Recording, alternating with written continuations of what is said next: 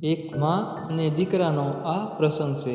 આ વાત ઘણા વર્ષો પહેલાંની છે, જ્યારે આજના સમય જેવા કોઈ સાધનો ઉપકરણો હતા નહીં. એક પરિવારમાં ફક્ત 2 જ જણા, એક માં અને તેનો નાનકડો દીકરો. માને પોતાનો આ એકનો એક દીકરો ખૂબ જ વહાલો હતો. દરેક માને પોતાના દીકરા દીકરી વહાલા જ હોય છે, પણ આ મા પાસે બીજું કોઈ હતું નહીં. તેની આખી દુનિયા આ એકમાત્ર દીકરો જ હતો, એટલે વહાલ પણ એવું જ હતું. એક દિવસ તે મા દીકરો મેળો જોવા ગયા. બંને મેળાને લઈને ઘણા ઉત્સાહિત હતા. થોડી વાર બંને સાથે મેળામાં ફર્યા, પણ જ્યારે કોઈ સામાન ખરીદવામાં જરા મા મશગુલ થઈ કે બાળક તેની પાસેથી છટકીને ફરવા નીકળી ગયો. તે પોતાની માંથી છૂટો પડી ગયો. ફરતા ફરતા તે એક જગ્યાએ મદારીનો ખેલ જોવા ઊભો રહી ગયો.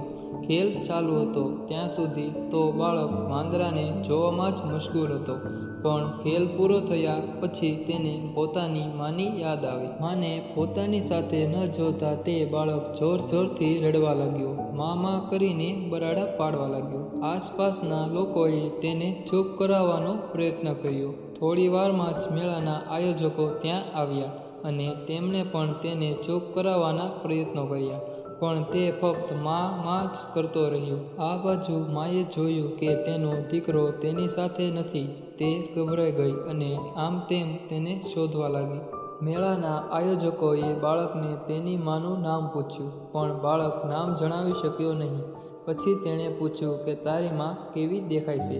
તો તેણે કહ્યું કે મારી માં સૌથી સુંદર છે. તે ખૂબ જ સુંદર દેખાય છે. મેળાના આયોજકો મેળામાં આવેલી હરેક સુંદર સ્ત્રીને દેખાડીને તેને પૂછતા રહ્યા કે શું આ તમારી માં છે?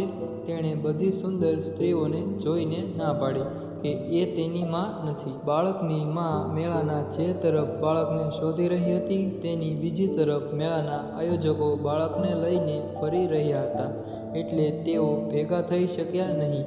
અંતે મેળાના આયોજકો થાકીને એક જગ્યાએ બેસી ગયા. સાંજના 6 વાગ્યા હતા અને મેળાનો સમય પણ પૂરો થવાનો હતો. એટલામાં એક શ્યામ રંગની મહિલા, જેના ચહેરા પર ડાઘ હતા, તે ત્યાંથી પસાર થઈ અને તે બાળક તેને જોઈને માં કહેતો કૂદીને તેને વળગી પડ્યો અને કહ્યું કે આ મારી માં છે. અને પોતાના દીકરાને જોઈ તે મહિલાના ચહેરા પર પણ ખુશી છવાઈ ગઈ. તેની આંખોમાંથી આંસુ વહી રહ્યા હતા.